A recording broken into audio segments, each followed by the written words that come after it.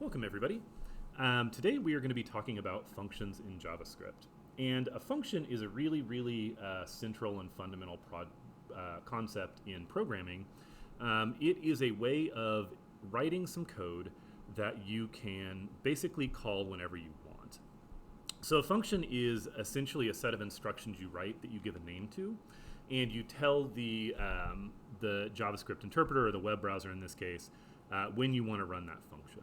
So functions are really useful in a number of situations. They're useful when you have some code that you want to be able to run again and again and again without having to write the same thing over again and again and again.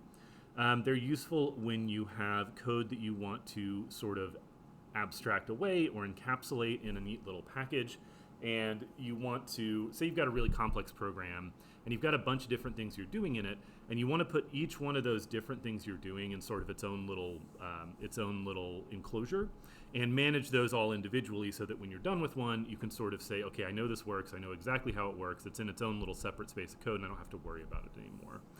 Functions are also good when you've got some code that you want to run in different ways.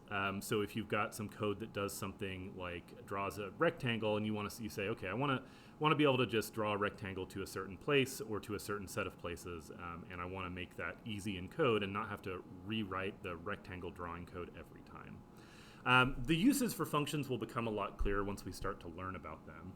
So let's just dive right in. A function in JavaScript is pretty easy to define. We've actually already made one. This is the code from the previous video.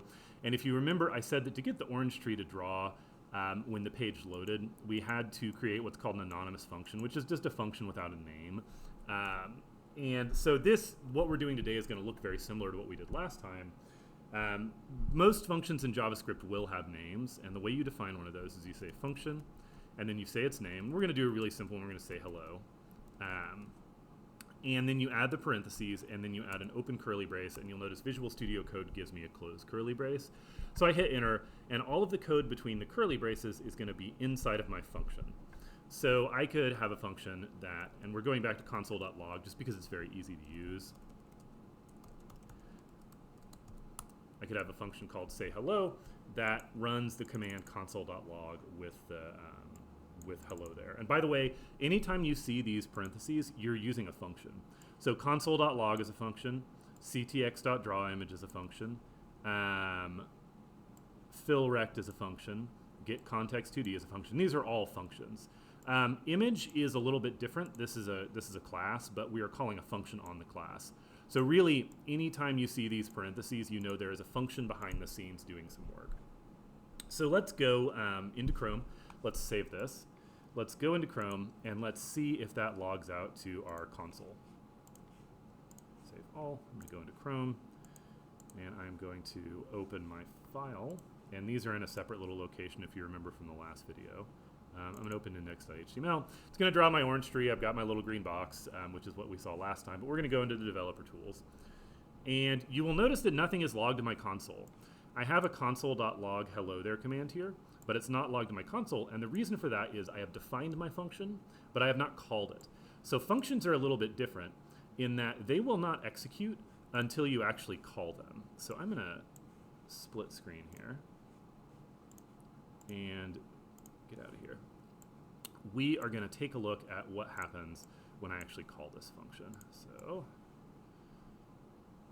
you can see the browser window is getting very small. That's okay. There we go. That's a reasonable size for a window. Okay, so to call a function, you just basically type in its name, and then you add the parentheses. So that's calling the function say hello. So I'm going to save this. I'm going to reload. And you can see that now I've got hello there.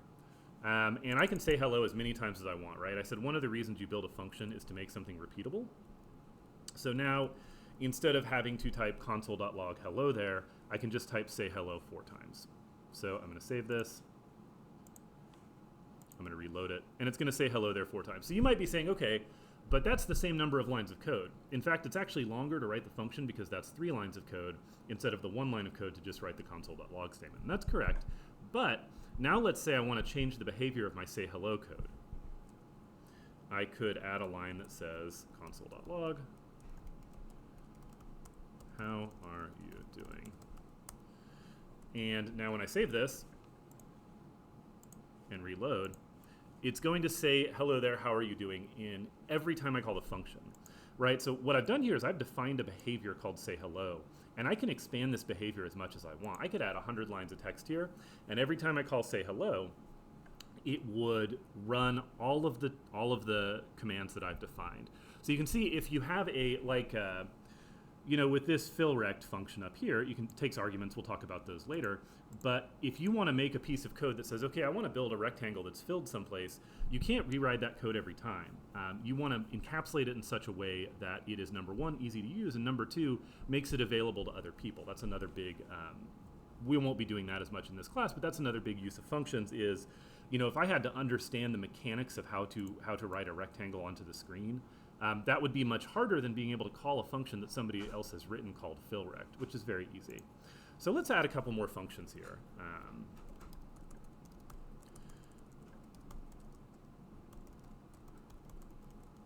And we're going to give these, by the way, the naming convention I'm using here is called camel case. That's standard in JavaScript, where when you combine multiple words, you can't use a space, obviously. You capitalize every other word, or every word but the first one. So we're going to add some functions. These are all just going to log stuff to the console. This is just to demonstrate how functions work.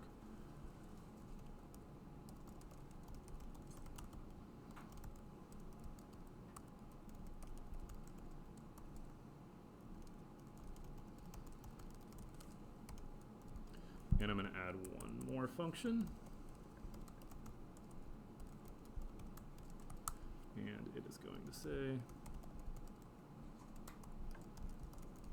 have a good day. Okay, so we've seen that we can call functions any number of times. We can also call them in any order. So I'm going to say hello. And you'll notice that my IDE is filling in my functions. It knows that I've created them. It's pretty smart about stuff like that. And so I can just find the name, I can hit tab, and then type in the parentheses. So I've got these three functions that are now going to run. If I save this code and I reload it in Chrome, it is going to say, hello there, how are you doing? Can you believe this weather? We have needed rain for a while. Have a good day. So this is an adult conversation. This is the sort of things that adults say to each other when they have 30 seconds. So one of the really important concepts in functions is the concept of entering and exiting a function. So when you call a function, you can sort of imagine what's happening as the interpreter, the web browser in this case, is going into a little separate space that you've created with the function. It's running everything inside of there, and then it's exiting the function. You can call functions from other functions. That's a really common thing to do. So let me create a function called have a conversation. And inside this function, I am going to say hello. I am going to talk about the weather, and I am going to say goodbye. And when I save this and run it, I'm going to let you think in your head what is going to happen here. And the answer is nothing, because I haven't actually called any of my functions, right? So I have to call the have a conversation function in order to actually have any of this code execute. So what is happening here? When I call this have a conversation function, the compiler is going into the have a conversation function. And then inside of have a conversation, I call another function. So inside of the have a conversation function, it is going into the say hello function. So it goes into the say hello function, it executes the commands, and then it exits. Goes into the talk about the weather function, executes the commands, and then exits. Goes into the say goodbye function, executes the single command, and then exits. And then once I have done all three of those, I hit the end of my have a conversation function, and I exit that as well.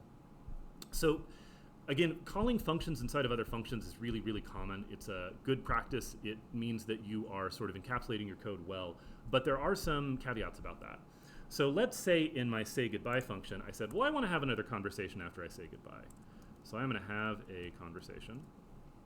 And we're going to save this. I'm not actually sure what this is going to do in JavaScript, so let's find out. I reload it, and you notice it just has not stopped. It's just scrolling, scrolling, scrolling text. My image disappears. Things do not seem to be working as they should be. I'm actually surprised the web browser is letting this execute, but it's never going to stop this, right? You can see it's just sort of infinitely scrolling this text, and the web browser is happy to let it do it. There we go. So we finally got a maximum call stack size exceeded, which is the same thing that happens in Python when you do this. So let's talk about what's going on here. So remember I said that you can think about a function as like entering this little conceptual space you create in the compiler. You can create other conceptual spaces inside of that. What's happening here is I'm going into have a conversation, and I go into have a conversation, I go into all three of these, I go into say goodbye. I go into say goodbye, oh, I gotta go into have a conversation again. I go into have a conversation, I go into all three of these, I go into say goodbye.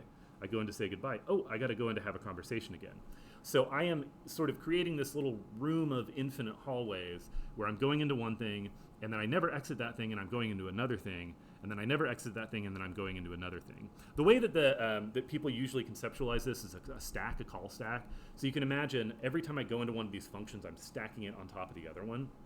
And you have to exit your functions at some point, or those functions will stay on the stack, or you'll still stay inside of that conceptual space. And so the maximum call stack must be pretty big. This is definitely thousands and thousands of times that it's done this.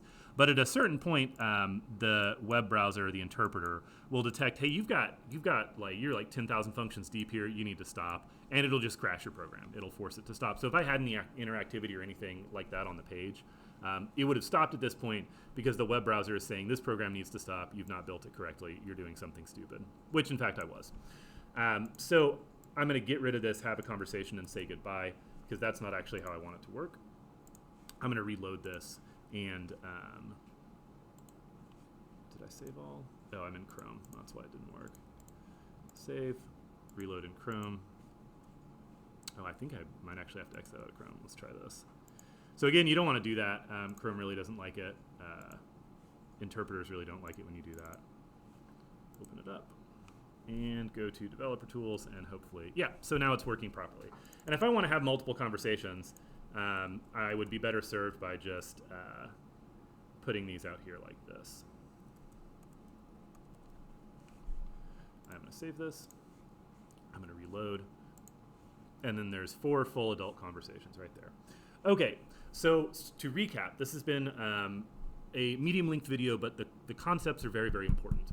A function is a little bit of isolated code that you give a name to and that you can run an arbitrary number of times. When you define a function, the code inside of the function will not run until you do what's called calling the function.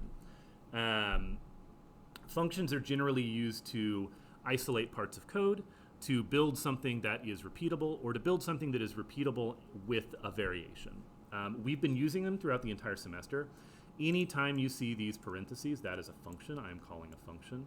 And they're a really, really important concept in programming because they let you take a little bit of code and say, this does exactly this. I want to be able to use it wherever I want, wherever I need it. And I want to be able to design what it does and then sort of forget about it afterwards or put it off to the side until I need to change it. So this is functions. The skills check for this video is going to be to go back to some of your code you have written previously and encapsulate some of it in functions. So when you do that, you're going to need to think about what's a coherent unit here, like what is a unit of stuff that I am doing, wrap that in a function, give it a good name.